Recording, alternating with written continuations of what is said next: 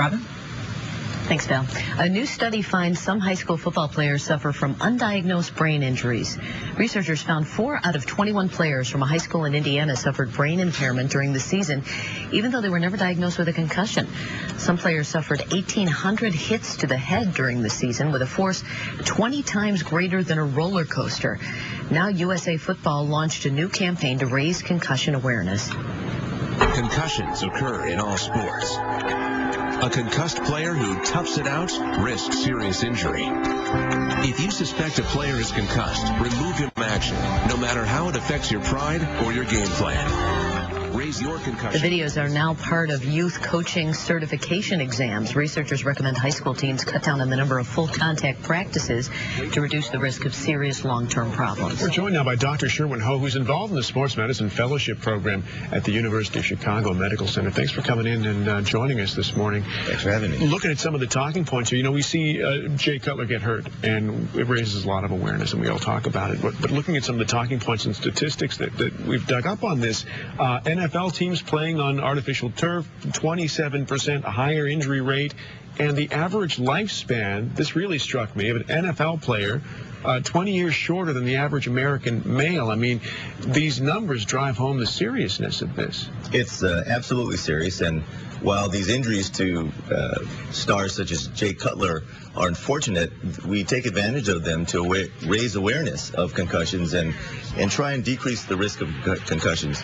In our sports, we're never going to eliminate concussions altogether, but we certainly can be aware of them, be better at picking them up, and decrease the subsequent sequelae of concussions. When we heard that he might be playing, you know, after getting sacked 9 times and he really slammed his head, should they even be considering letting him play a week after getting a concussion?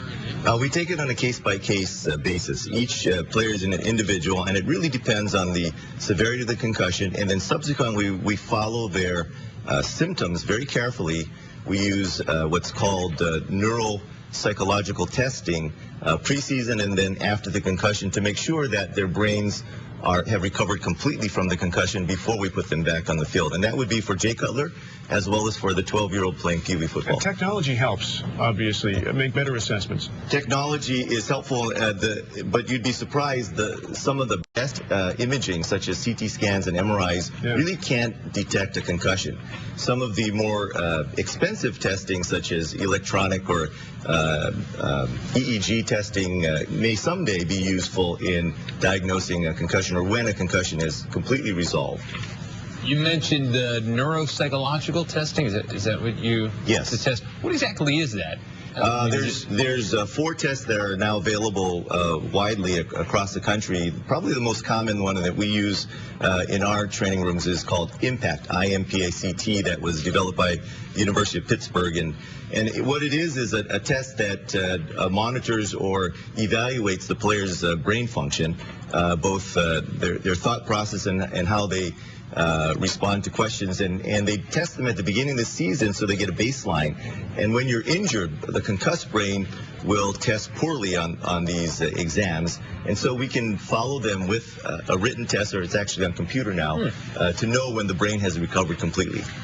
Girls soccer players suffer just as many concussions as high school football players? Well, is that the truth?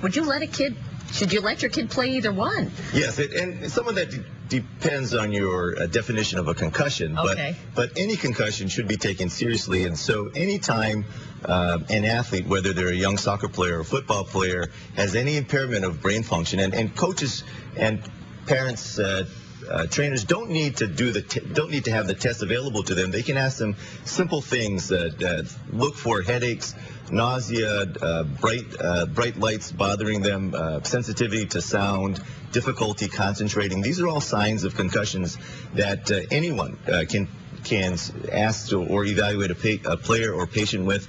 and come up with a suspicion of a concussion. And that's probably the most important thing, is to be highly suspicious of a concussion when an athlete has sustained a blow or impact to their brain. It's so important for parents. That's such an important thing to tell them, to make sure they assess these things and keep an eye on it early on. They're probably the best ones to assess them because they know their normal personalities better than the coaches. Dr. Sherwin-Ho, thanks so much for coming in. We appreciate it. Nice to meet you. Today's WGN Morning News poll: do you think the risk of concussions make football simply too dangerous? Text yes or no to 97999 or vote online at WGN-TV.com.